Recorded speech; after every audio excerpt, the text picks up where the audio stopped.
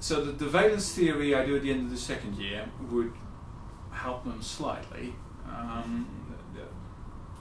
Most of the stuff that I do really only gets covered in fourth year courses. So I have a course on astrochemistry. There is also a course on quantum chemistry in the fourth year, which is much more closely related to what I do.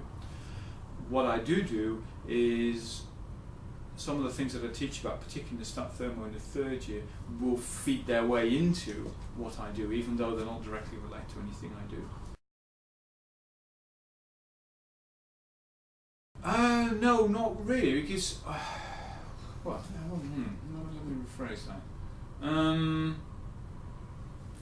Of course, it helps but what is particularly important is to have some chemical intuition.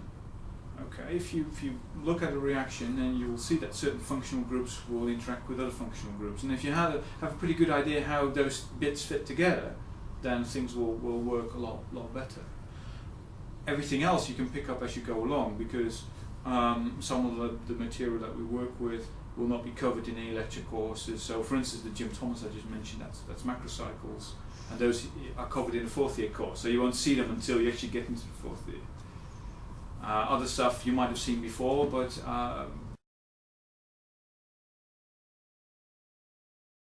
so they will become very proficient in anything to do with computers, much more so than just using the program. So for instance, in the level 3 lab, you are using the kind of software that we use, but you'll learn a lot more about Unix, about various ways of writing reports and so on and so forth.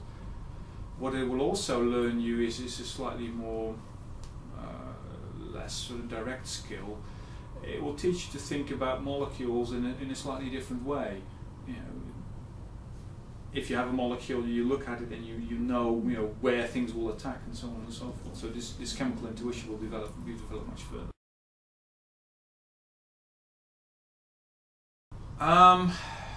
I try to give my level 4 students as much freedom as I can give them. That depends a bit on the student.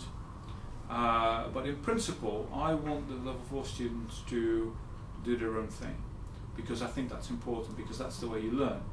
And that means they will make mistakes along the way, but that's okay, because that's how you learn. What I do is that I usually assign them a PhD student they can go to in first instance for help. So there is always a body of people there that can help people if I'm not around. And then I meet them I try to meet them every couple of weeks, just to see how things are going, just keep an eye on things.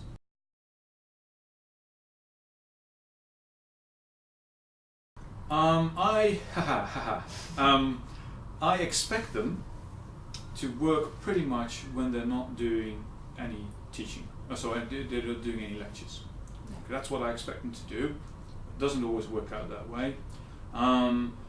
What I do allow them to do is give them remote access to the computers that we use. So therefore they can do remote working as well. So if they say, on a Thursday afternoon when I would expect them to do some work, they say, well, I have something else that I need to do, and then they say, well, I'll do some work from home. That's absolutely fine with me.